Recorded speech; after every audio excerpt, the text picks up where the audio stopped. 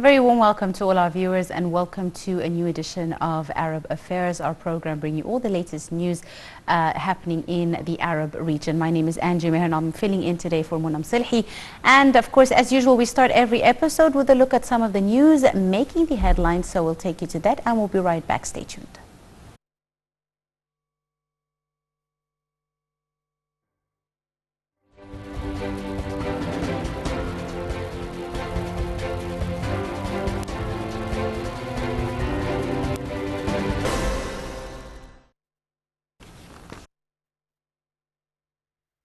Muslim pilgrims concluded the final rituals of the holy day of Hajj on Saturday. Pilgrims casted the sanitized pebbles on Thursday as they took part in the stoning of the devil, the last major ritual of this year's Hajj, which was again under tight coronavirus restrictions. For the first light of the day, groups of pilgrims made their way across the valley of Mina near Mecca in western Saudi Arabia to symbolically stone the devil.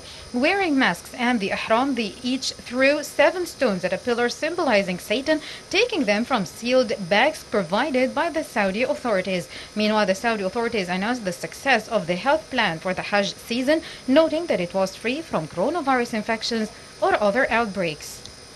Hospitals in Lebanon warned of a looming catastrophe as some were only hours away from running out of fuel to keep life-saving equipment on during endless state of power cuts.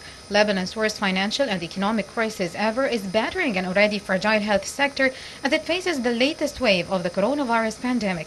The state electricity supplier has all but stopped supplying power in recent weeks, forcing homes, businesses, and hospitals to rely on backup generators almost around the clock. Tunisia's government stumbled deeper into crisis on Wednesday over its handling of the coronavirus pandemic after Premier Hichem El-Mshishi fired the health minister amid skyrocketing cases in the country. El-Mshishi slammed Minister Fawzi Mahdi's performance, pinpointing oxygen shortages at Tunisian hospitals and the slow rollout of vaccines. Mahdi's tacking came a day after the start of a temporary opening of vaccination stations to all those over 18 to mark Eid al-Adha. Tunisian hospitals have faced acute shortages of oxygen staff and intensive care beds, and fewer than 8% of the population are fully vaccinated. Syria's air defenses intercepted and shot down Israeli missiles over Homs province early on Thursday, the second airstrike this week. A Syrian military source said that the attack had caused no casualties, inflicting only material damage. Thursday's airstrike were the second of the week. Last month, Israeli airstrikes in central Syria killed at least 11 government troops and militiamen. The United Arab Emirates de facto ruler held talks in the Saudi capital Riyadh on Monday with Saudi Crown Prince Mohammed bin Salman at a time of economic tensions between the two Gulf allies that led this month to an open standoff over oil policy. Abu Dhabi Crown Prince Mohammed bin Zayed Al Nahyan tweeted that he discussed with Prince Mohammed bin Salman ways to further deepen the fraternal bond, strategic and economic cooperation between the United Arab Emirates and Saudi Arabia. A public dispute between the two states this month disrupted policy setting by OPEC+, but on Sunday, OPEC+ secured agreement to boost oil supplies after the two Gulf nations producers reached an understanding. Analysts say that increasing economic competition is laying bare differences between Saudi Arabia and the United Arab Emirates as the kingdom tries to challenge its moral neighbor's dominance as the region's business, trade, and tourism hub.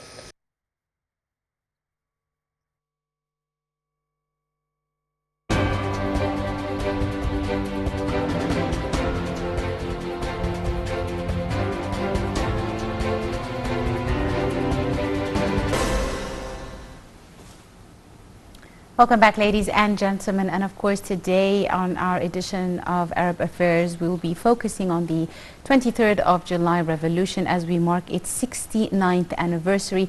And of course we are delighted to be joined over the telephone by our guest, Mr. Salah Abdullah, the political analyst. It's a very good afternoon to you, sir.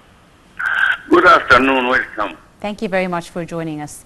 Right, first and foremost, we've seen in the address to the nation by President Abdel Fattah el-Sisi, who spoke about the 23rd of July revolution and how this revolution is very important in Egyptian history, evoking a great sense of pride and dignity as the Egyptian people retained Egypt's rule after a long struggle.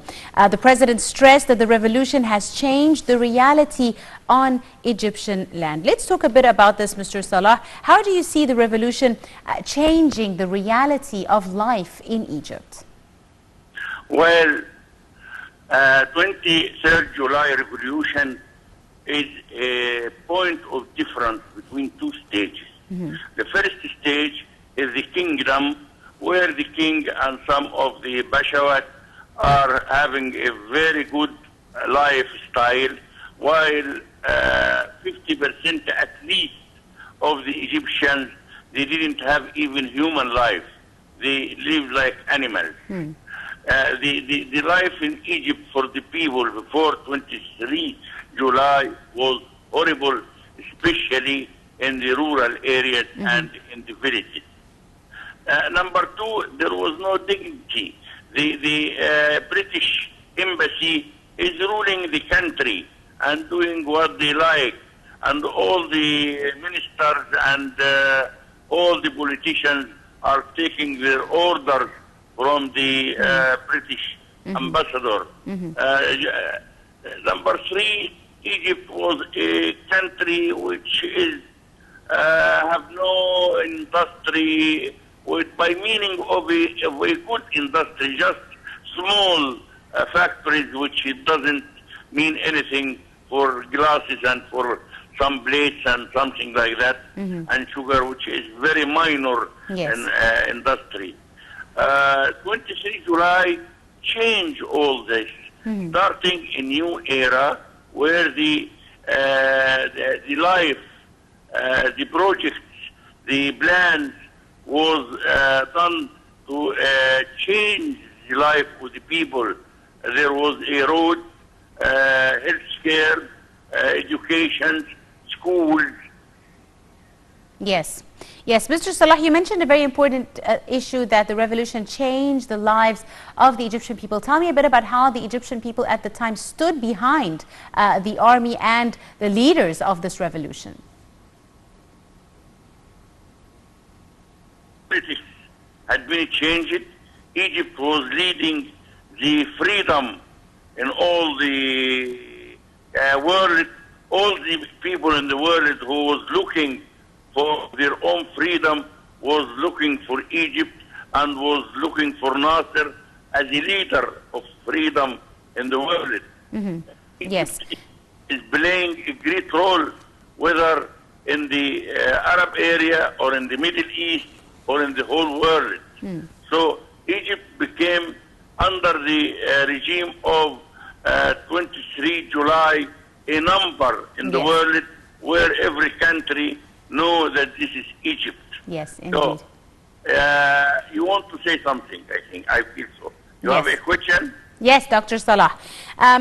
In the President's address and speech, he said that Egypt, because of this revolution, began a new path to achieve the aspirations of the Egyptian people. And as you yourself said, you know, at the time, Egyptians were struggling, but the revolution started a new path politically, economically, as well as socially. How did the revolution really alter the roadmap and the lives of Egyptians, not just in Egypt, but all around the world, as Egypt has become a country to aspire to become? Also, the revolution has reached lots of different other nations, extending to other countries, inspiring their peoples, giving them hope as well in their struggle for their freedom. Yes. When the Egyptians, under the leader of the 23 July revolution and under the leading of Nasser, number one, they have negotiation with the Britain to go outside Egypt, and all the British soldiers left Egypt. Secondly, the nationalization of the Suez Canal was a very important point, because it gave an example to the other countries in the world that you have to return back your resources from those who are taking the resources of the poor countries for many, many, many years. That's why especially the nationalization of the Suez Canal was a very important point and very important clue to most of the world's country to return back their own national resources.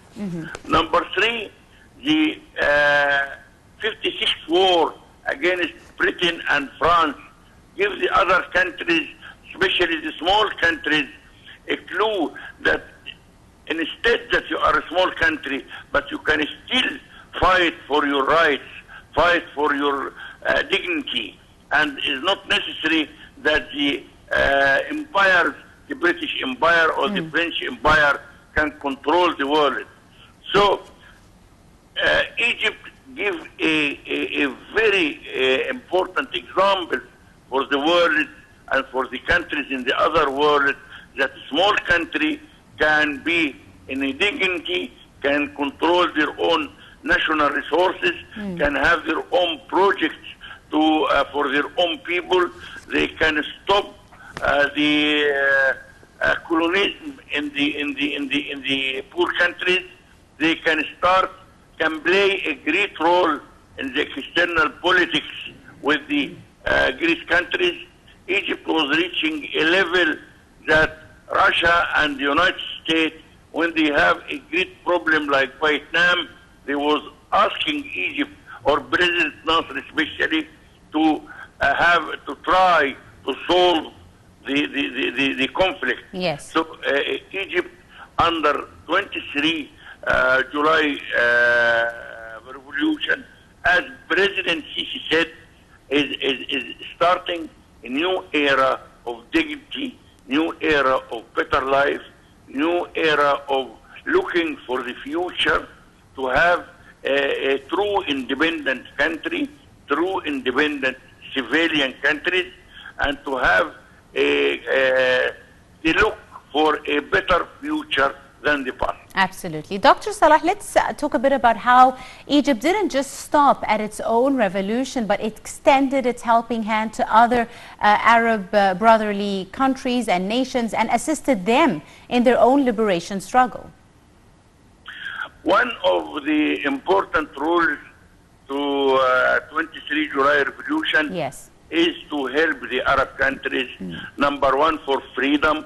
So they help Yemen and South Yemen, and they help Algeria to drive out the foreign countries like France, like Britain, and so on. So all the Arab area was free of the foreign forces, whether British or French or other powers. This is number one. Number two, the other countries, the other Arab countries start their own revolution, searching for better life, like what happened in Iraq, what happened in Lebanon, what happened in Syria, what happened in Yemen, what happened in Libya. They start a new era of life, planning for better countries and better life for the civilians, and having a project not to follow another countries and not to be a part of another country. Freedom of the Arab countries was completely happened during Nasser's area. Yes, the Arab League and the Arab countries start to be a strong power in the world, and all the people was knowing that the unity of the Arab in the way, and if 23 July projects was completely happened, you know, now the Arab area was maybe like the European Union, and will be in another stage. Of course, obstacles happen because the other countries like United States, like the Zionists, like the British and French and so on, they was all against the unity of the Arab, the strength of the area, the freedom of the area. They was all against that. That's why they put many obstacles. But at the end, we reach a level now that all the area now is looking for freedom, for better life, for good future, for unity.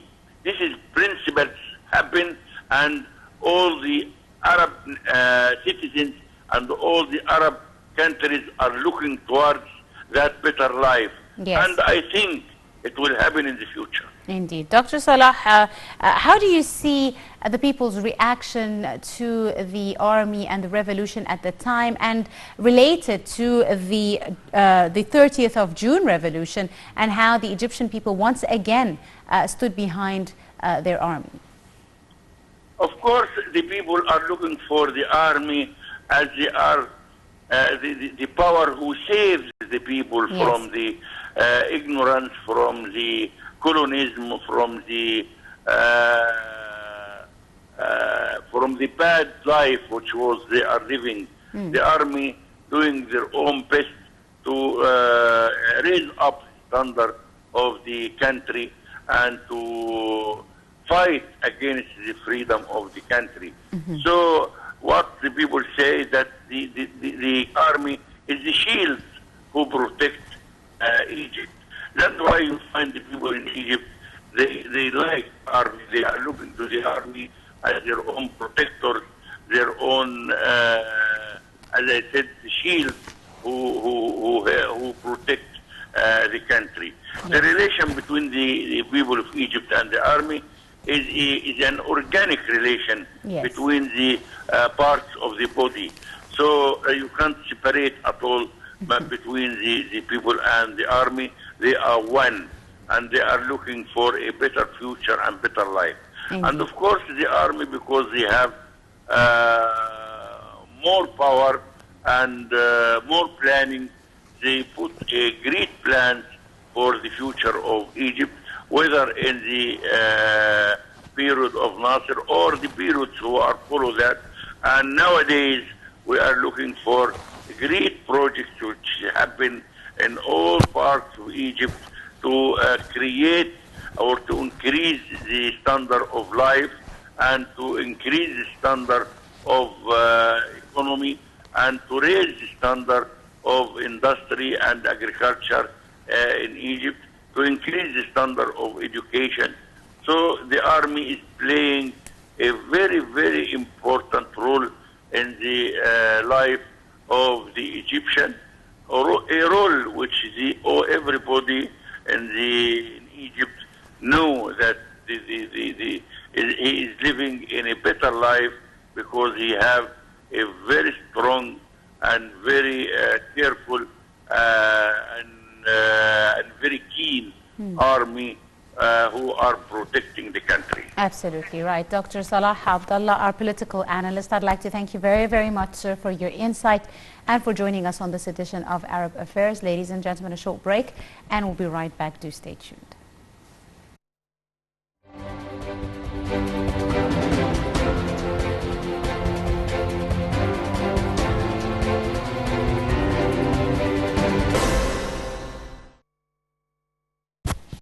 الرحمن الرحيم.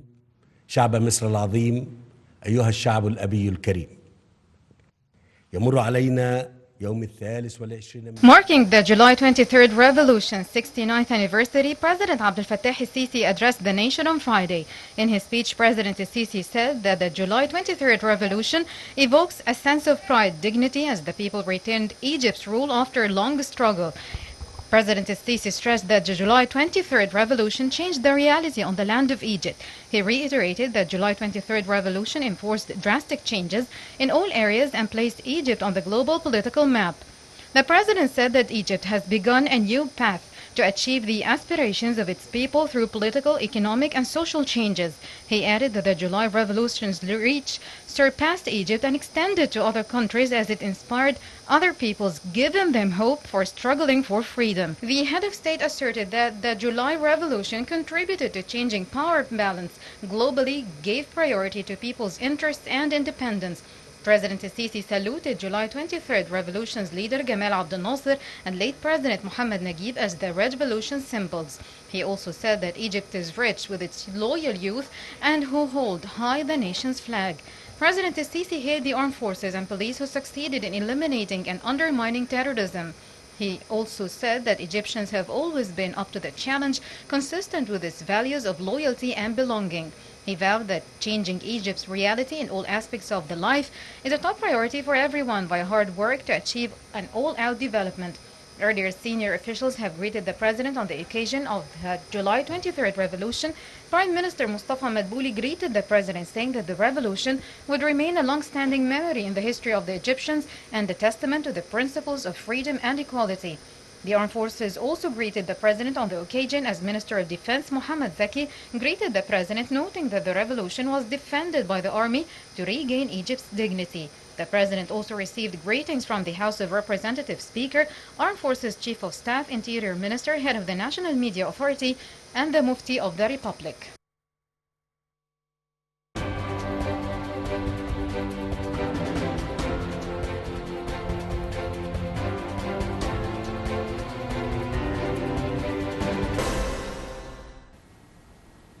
Welcome back, ladies and gentlemen, and we're now delighted to be joined over the telephone by our guest, Dr. Yusuf Mazhar, the economic analyst. A very good afternoon to you, Doctor.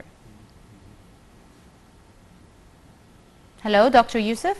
Yes, I'm with you. Thank you very much for joining us, sir. Yes, thank you very much for joining us, Doctor. My pleasure, my pleasure. Right, we've just seen the presidential address to the nation marking the 23rd of July's revolution 69th anniversary, and the president spoke about how this revolution really contributed to changing the power balance globally, giving priority to people's interests as well as their independence. Tell us a bit about how you see the role that the revolution played in this regard, Doctor.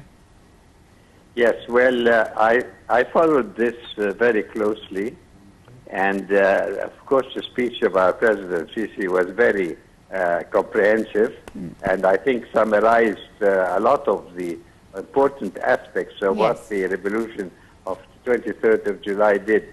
But allow me to, being one of the people or the persons who went through this revolution as a responsible person in the sector of industry, and having witnessed first and seen General Naguib, who we should not forget because he was the opening face in the revolution, followed immediately by Nasser, who was, and the free officers, of course.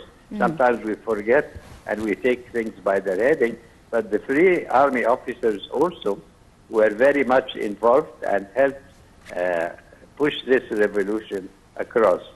Now, if you allow me, I will try and find a void in what the President has said. Yes. Having seen exactly, and answering your question, yes, please.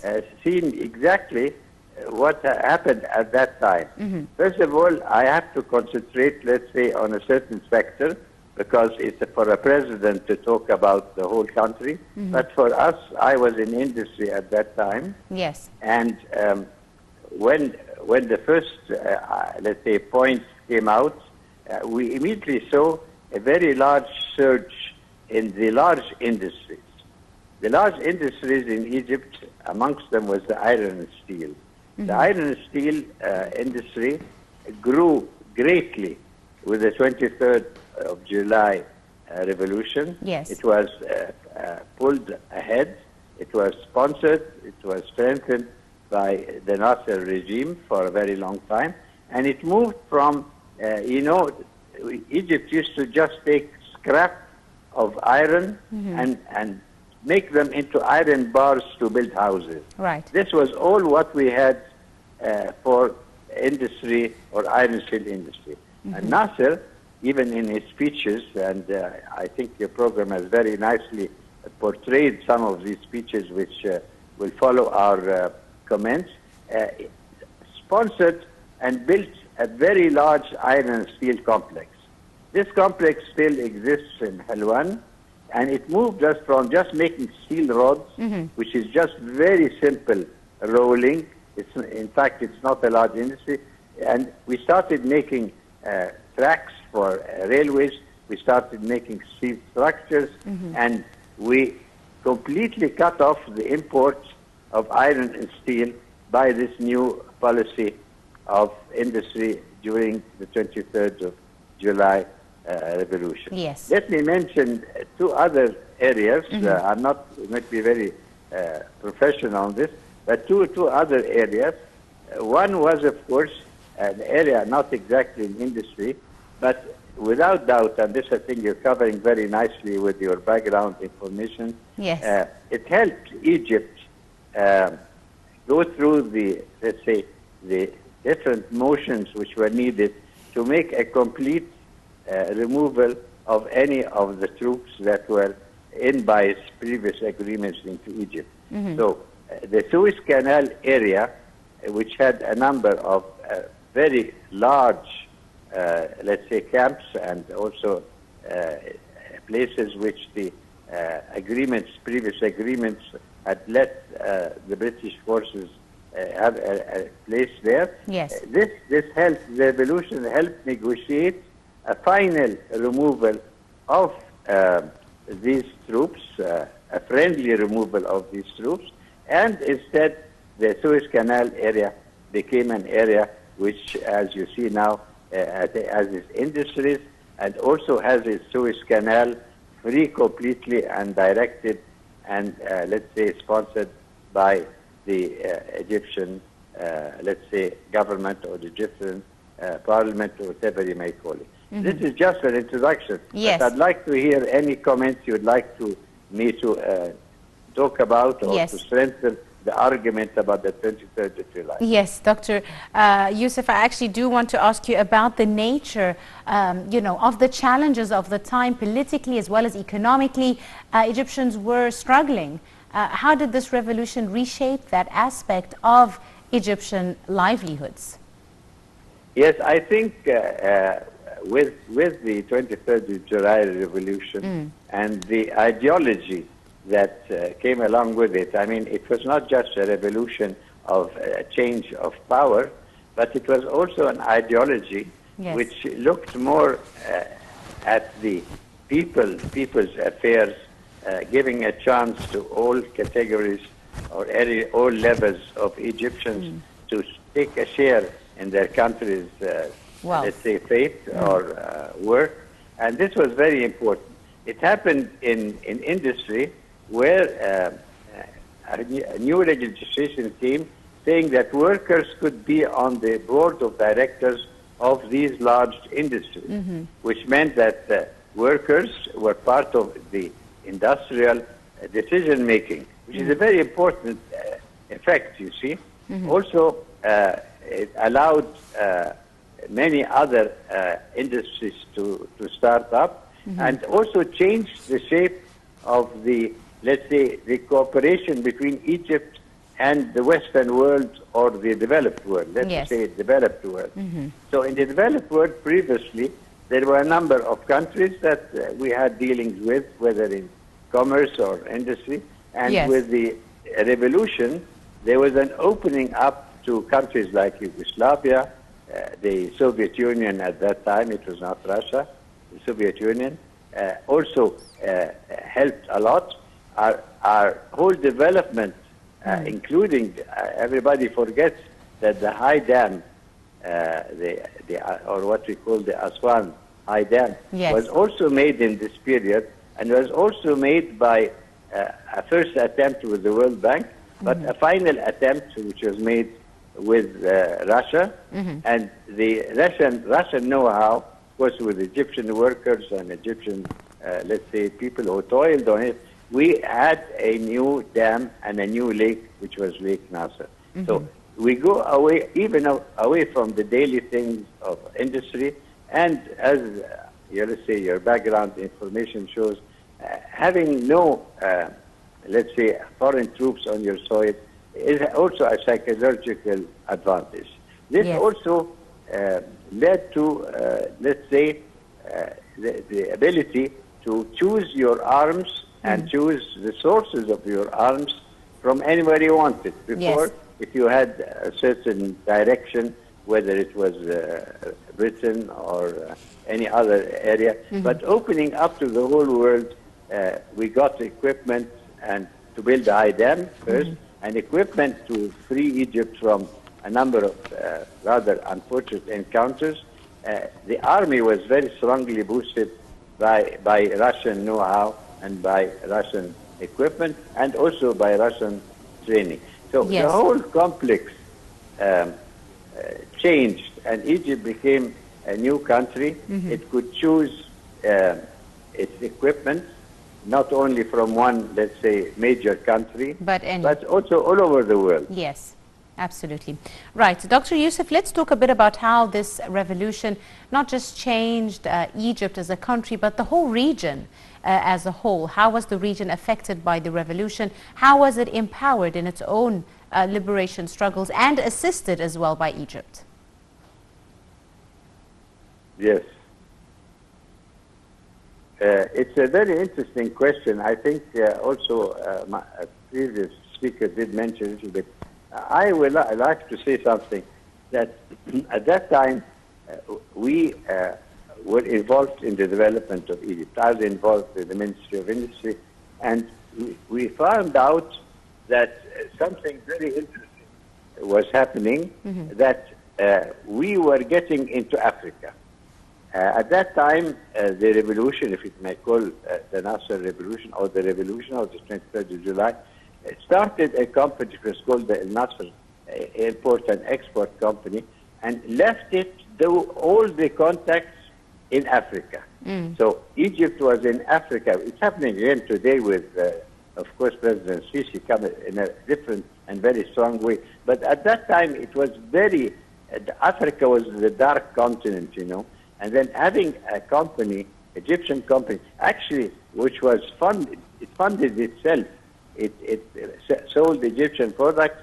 It imported products between one African country and another. So many times when I went to Africa on let's say, assignments, everybody said, we have got Egyptian cotton, we have got Egyptian clothes, and all was this massive company which did trading in all Africa. So this is one of the outcomes of the, let's say, the 23rd of July revolution in Africa, already at that time. Now, of course, we're in Africa with a new tune with President Sisi, and also because our president was head of the African Union. So we're in again, but let's say there was a very large attempt at a very difficult time to trade and to export and to import. And as you said in your very nice question, to give a chance to these countries to say, if Egypt could get its complete independence, why can't we? And that, I think, is the question that you are asking. And it revolved. We saw it in Algeria, very strongly in Algeria. Indeed. We saw it all over the world. Egypt, if Egypt can do it, and Egypt is an African country, we can do it. So this changed a lot, and I don't think Egypt was very popular in some of the imperialist countries by doing that, but it certainly did a lot for these African countries to do what Egypt had done, become completely free to run its own affairs. Absolutely. Dr. Youssef, let's talk a bit about some of the lessons that we can take, through history. The challenges at that time were different compared to nowadays challenges, but through this revolution we have learned many lessons that we can take throughout history to further our country and further our nation, even in modern day era. Tell me, how do you see some of the lessons that we can learn through this very important revolution and how it has really reshaped Egyptian lives? Yes, well, I think, let me try and elaborate and not interrupt you. I think that taking things into your own hands and having a pure, let's say, leadership, which also was not a traditional leadership, that came from the masses of the people. Yes. And it came from the masses of the people who also were fighting a war and were not, were in a very difficult position, trying to get Egypt across with its neighbors. So giving the army at that time, and the army, of course, was the foundation of this revolution, and the freed officers, I must keep on saying the free officers, because each one of these people had different roles in this development. Nasser, of course, was the figurehead, the character, the very strong character, and he made friends with new countries we never knew anything about. It was a lot of traveling to Yugoslavia, There's a lot of traveling to Soviet Union. So he opened new friends, and they did not restrict their help to Egypt. That's very important. So also it introduced into the, let's say, leadership of Egypt, a class of people who before had nothing to say. You know, in any system of royalty, of course has its time. It was successful at certain eras, etc., and certain countries also ruled the world.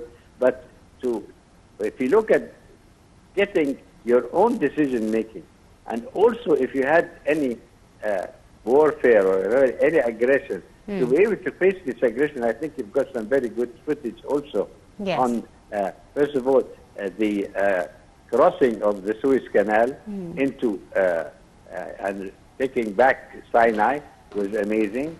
Also bidding farewell to the last, let's say, persons or let's say soldiers in the Suez Canal zone. So it became an industrial zone, purely Egyptian. I think these are all very positive things that are with us until today.